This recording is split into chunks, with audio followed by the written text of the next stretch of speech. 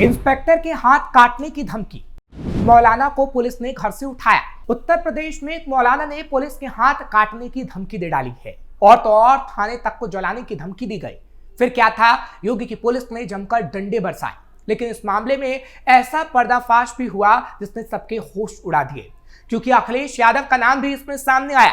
नमस्कार, capital TV का खास शो पर्दाफाश देख रहे हैं आप। मैं हूं आपके साथ हर्ष भारद्वाज। बरेली में आई लव मोहम्मद के पोस्टर को लेकर बड़ा विवाद खड़ा करने की कोशिश की गई है। 4 दिन पहले हर घर और गली गली में आई लव मोहम्मद के पोस्टर लगाने का ऐलान कर दिया गया था। पोस्ट लगाने के दौरान आईएमसी के राष्ट्रीय महासचिव मौलाना डॉक्टर नफीस का एक विवादित वीडियो सामने आया है, जिसमें उन्होंने पुलिस को धमकी देते हुए कहा है कि अगर पुलिस ने रोकने की कोशिश की तो इंस्पेक्टर के हाथ काट दिए जाएंगे, थानों को जला दिया जाएगा। मौलाना डॉक्टर नफीस का ये वीडियो इस वक्त वायरल हो रहा है और मुस्लिम संगठनों ने भी डॉक्टर नफीस के समर्थन में प्रदर्शन शुरू कर दिया है। बरेली में माहौल खराब करने की कोशिश। बता दें कि प्रदेश में आई लव मोहम्मद के पोस्टर को लेकर तमाम उलमा विवाद खड़ा करने की कोशिश कर रहे हैं और यही वजह है कि बरेली में मौलाना डॉक्टर नफीस ने आई लव मोहम्मद के पोस्टर की आड़ में बरेली में बड़ा पखेड़ा पैदा करने की कोशिश की है।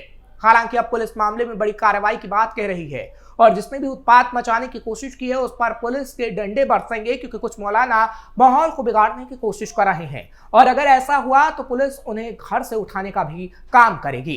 क्या है पूरा मामला? देश में छोटी छोटी बातों को सांप्रदायिक रंग देने का मामला समय समय पर सामने आता रहा है। ऐसा ही एक मामला 4 सितंबर को उत्तर प्रदेश के कानपुर में अराफात यानी ईद मिलाद उन नबी के मौके पर सामने आया। ये मामला आई लव मोहम्मद से जुड़ा था। देखने, सुनने और समझने में ये बहुत छोटा मामला है, लेकिन इसे गंभीर बनाने की बड़ी कोशिश की गई। हालांकि पुलिस ने इस मामले को मौके रहते संभाल लिया। इसके बावजूद इसको लेकर कई शहरों में प्रतिक्रिया देखने को मिली। यहां तक कि महाराष्ट्र, मध्य प्रदेश, बिहार, गुजरात और अन्य राज्यों में भी इसको लेकर काफी नाराजगी देखने को मिली। लेकिन आखिर इस विवाद की शुरुआत कहां से हुई, क्यों फैला और अब तक पुलिस प्रशासन ने क्या क्या कदम उठाए हैं, चलिए आपको विस्तार से बताते हैं। दरअसल आई लव मोहम्मद का बैनर लगाने को लेकर हुए विवाद के बाद यूपी और देश के कई शहरों में मुसलमानों ने प्रदर्शन किए हैं। अलग अलग शहरों में कुछ एफआईआर दर्ज हुई, कुछ लोगों की गिरफ्तारियां भी हुई। लोगों का आरोप है कि पुलिस मुसलमानों को अपनी धार्मिक स्वतंत्रता के अभिव्यक्ति के लिए निशाना बना रही है, लेकिन पुलिस का कहना है कि कुछ लोग इसकी आड़ में उत्पात मचाने की कोशिश कर रहे हैं और अगर कोई ऐसा करेगा तो उस पर कड़ी कार्रवाई होगी। कहां से हुई विवाद की शुरुआत? आई लव मोहम्मद विवाद की शुरुआत 4 सितंबर को उत्तर प्रदेश के कानपुर से हुई थी। घटना का मूल कारण था कि रावतपुर और सैयद नगर मोहल्ले में 4 सितंबर 2025 को अराफात यानी मिलाद उन नबी के जुलूस के दौरान एक पोस्टर लगाया गया जिस पर लिखा था आई लव मोहम्मद। रिपोर्ट के मुताबिक इस पोस्टर को लगाने की इजाजत पुलिस ने नहीं दी थी, पुलिस से इजाजत नहीं ली गई थी। इसके बावजूद पोस्टर सार्वजनिक जगह पर लगाए गए। स्थानीय लोगों, खासकर दूसरे समुदाय यानी हिंदुत्व से जुड़े संगठन से लोग ने इस बैनर या पोस्टर को नई परंपरा मानते हुए आपत्ति जताई थी। पुलिस ने मामला बढ़ने पर पोस्टर को सड़क किनारे वाले स्थान से हटाकर कार्यक्रम स्थल के करीब लगा दिया था। 24 के खिलाफ पुलिस ने दर्ज की एफआईआर। कानपुर पुलिस ने इस मामले में रावतपुर थाने में 9 सितंबर को एफआईआर दर्ज की, जिसमें सैयद नगर के कुछ लोगों को नामजद किया गया था। एफआईआर में कुछ अज्ञात लोगों के खिलाफ भी मुकदमा दर्ज किया गया है। अलग अलग रिपोर्ट के मुताबिक इस विवाद को बढ़ावा देने में शराफत हुसैन, शबनूर आलम, बाबू अली, मोहम्मद सिराज, फजलुर रहमान, इकराम अहमद, इकबाल, बंटी, कुन्नू, कबाड़ी का नाम शामिल है और 15 अन्य अज्ञात का भी नाम एफआईआर में शामिल है। यानी कुल 24 लोगों पर एफआईआर दर्ज की गई है। धर्म के नाम पर नई परंपरा शुरू करने का आरोप। कानपुर पुलिस की एफआईआर में आई लव मोहम्मद बोर्ड्स लगाने और एक टेंट सड़क पर लगाकर नई परंपरा शुरू करने का आरोप है कि इस कार्रवाई से सांप्रदायिक सौहार्द प्रभावित हो सकता था। कानपुर के डीसीपी वेस्ट दिनेश त्रिपाठी ने एक बयान में कहा, थाना क्षेत्र रावतपुर में अराफात का परंपरागत जुलूस निकालना था। मोहल्ले के लोगों ने परंपरागत स्थान से अलग एक टेंट और आई लव मोहम्मद का बैनर लगा दिया।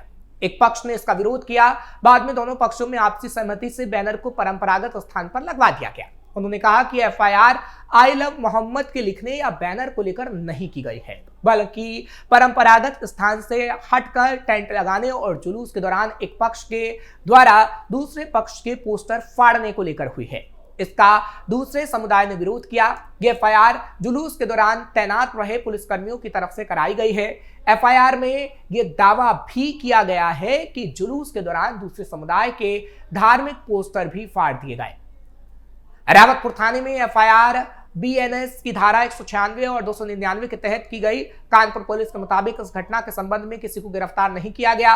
इस बीच कानपुर में आई लव मोहम्मद के बैनर विवाद और एफआईआर को लेकर सोशल मीडिया पर आक्रोश जाहिर किया जा रहा है। कई शहरों में इसको लेकर प्रदर्शन भी हुए हैं।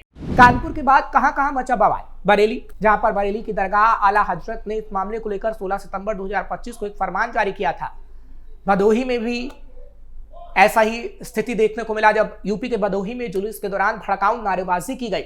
लखनऊ में भी कई महिलाओं के हाथ में आई लव मोहम्मद का बैनर लेकर विधानसभा के गेट नंबर 4 के सामने प्रदर्शन किया गया। इन महिलाओं का नेतृत्व सपा नेता और दिवंगत शायर मुनव्वर राणा की बेटी सुमैया राणा कर रही थी। सुमैया राणा के हवाले से कहा गया कि कई युवा भी इस प्रदर्शन में शामिल होना चाह रहे थे, लेकिन पुलिस ने उन्हें रास्ते में ही रोक दिया। उन्होंने कहा कि पैगंबर मोहम्मद ने पूरे दुनिया को शांति का संदेश दिया। आज उनसे मोहब्बत के इजहार को जुर्म ठहराया जा रहा है। लोग अपने नाम के साथ कट्टर हिंदू लिखते हैं, तब कोई कार्रवाई नहीं होती, लेकिन अगर मुसलमान अपने पैगंबर का नाम लिखते हैं तो इस पर पुलिस दमन करती है। मुसलमानों को उनके धर्म की वजह से निशाना बनाया जा रहा है और हम इसके खिलाफ हैं। उन्नाव में भी कुछ ऐसी स्थिति देखने को मिली। दरअसल कानपुर में दर्ज एफआईआर के विरोध में उन्नाव में भी जुलूस निकाला गया। लोगों ने पुलिस पर पथराव तक किया। इसके बाद पुलिस ने मुकदमा दर्ज किया और 5 लोगों को गिरफ्तार किया है। इस दौरान पुलिस और प्रदर्शनकारियों के बीच झड़प भी हुई। यूपी के उन्नाव के अपर पुलिस अधीक्षक अखिलेश सिंह ने इस बारे में जानकारी भी दी है। उनके मुताबिक उन्नाव में धारा 163 लागू है, जिसके तहत बिना अनुमति के कोई जुलूस या प्रदर्शन नहीं निकाल सकता है। गंगा घाट इलाके में बिना अनुमति के जुलूस निकाला जा रहा था। जब पुलिस वहां पहुंची तो कुछ महिलाओं और बच्चों ने सरकारी कार्य में बाधा डालने का प्रयास किया। इस संबंध में 5 लोगों को हिरासत में लिया गया। बात अलीगढ़ की भी करते हैं, क्योंकि यूपी के अलीगढ़ में भी मुस्लिम यूनिवर्सिटी के पूर्व छात्र संघ अध्यक्ष फैजुल हसन के मुताबिक कहा गया कि हमने शांतिपूर्ण मार्च किया और आई लव मोहम्मद का बैनर लगाने पर हम पर एफआईआर कर दी गई, जिसका हम विरोध कर रहे हैं। हमने कोई नारेबाजी नहीं की, ना कोई कानून तोड़ा, लेकिन हम पर एफआईआर की गई है। एफआईआर को रद्द कराने के लिए इलाहाबाद हाईकोर्ट में याचिका दायर की है। बात उत्तराखंड की भी करते हैं, क्योंकि यूपी के कानपुर से आगाज के बाद उत्तराखंड के काशीपुर में भी बवाल हुआ। कानपुर में पुलिस ने 3 के खिलाफ नामजद और 500 अज्ञात पर मुकदमा दर्ज किया। मुस्लिम समुदाय ने दावा किया है कि यह विवाद आई लव मोहम्मद पोस्टर लगाने या बोर्ड लगाने की वजह से हुआ। यह उनके धार्मिक भावनाओं का अपमान है। कुछ मुस्लिम समूहों ने मांग की है कि जिन अभियुक्तों पर मुकदमे दर्ज किए गए हैं उन पर दर्ज एफआईआर वापस ली जाए। समुदाय का तर्क है कि आई लव मोहम्मद कहना या पोस्टर लगाना कोई अपराध नहीं होना चाहिए। कानपुर में जिला प्रशासन, नगर निगम और बिजली विभाग की टीमों को भी तैनात किया गया है। एसएसपी ने बताया कि यह देखा जा रहा है कि कहीं कोई अवैध गतिविधि तो नहीं चल रही है।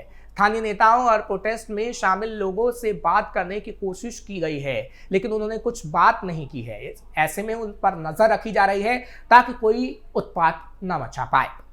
आई लव मोहम्मद पर पुलिस का स्टैंड क्या? इस मामले में यूपी और उत्तराखंड पुलिस का कहना है कि आई लव मोहम्मद को लेकर निकाले गए प्रदर्शन, पोस्टर और धरने की इजाजत नहीं ली गई थी। यही कारण है कि पुलिस ने कानून व्यवस्था की दृष्टि से मामला दर्ज किया।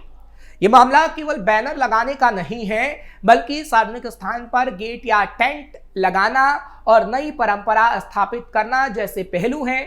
पुलिस ने लोगों को भरोसा दिया है कि अगर कोई निर्दोष है तो उसकी कोई गलती मानकर बेकसूर पर कार्रवाई नहीं होगी। जांच निष्पक्ष होगी। शांति बनाए रखने के लिए सतर्कता बढ़ती जा रही है। किसी को भी उत्पात मचाने नहीं दिया जाएगा और अगर कोई ऐसा करेगा तो उस पर बड़ी कार्रवाई होगी। चलिए बात अब राजनीति से जुड़े लोगों की भी करते हैं, क्योंकि यूपी बीजेपी के प्रवक्ता राकेश त्रिपाठी के मुताबिक आस्था के आधार पर किसी को टारगेट नहीं किया जा रहा है। जो कानून तोड़ेगा उस पर कार्रवाई होगी ही। किसी को उनकी आस्था के आधार पर टारगेट नहीं किया जा सकता। ना किसी मजहब नारे से किसी को कोई आपत्ति है, लेकिन कोई भी ऐसा नारा या स्लोगन अगर कानून के दायरे को पार करेगा तो पुलिस अपना काम करेगी। कोई भी पोस्टर, बैनर या स्लोगन कहां लिखा जाता है इसके लिए स्थान निर्धारित है। अगर उसका उल्लंघन हो रहा है और बिना अनुमति के लगाया जा रहा है तो उस पर कार्रवाई होगी। जानबूझकर एक अभियान बनाकर लोगों की भावनाओं को भड़काने का प्रयास किया जा रहा है, जो ठीक नहीं है। इसमें समाजवादी पार्टी के मुखिया भी संलिप्त है, यानी अखिलेश यादव, और वही लोगों को भड़काने का काम कर रहे हैं। लेकिन जो लोगों को भड़काएगा वो जेल में जाएगा और योगी सरकार उस पर तगड़ा एक्शन लेगी। फिलहाल उत्तर प्रदेश में आई लव मोहम्मद को लेकर जो बवाल देखने को मिल रहा है उसे संभालने की कोशिश लगातार पुलिस कर रही है, क्योंकि उसकी आड़ में कुछ लोगों को भड़काने का प्रयास तो कर ही रहे हैं, लेकिन उत्पात मचाने की कोशिश भी कर रहे हैं। लेकिन योगी आदित्यनाथ की सरकार में जिसने उत्पात मचाया उस पर कड़ी कार्रवाई होती है और आगे भी होगी। फिलहाल आपको ये खबर कैसी लगी कमेंट सेक्शन में जरूर बताएं। खबर को लाइक शेयर करें, कैपिटल टीवी को सब्सक्राइब करना मत भूलिएगा।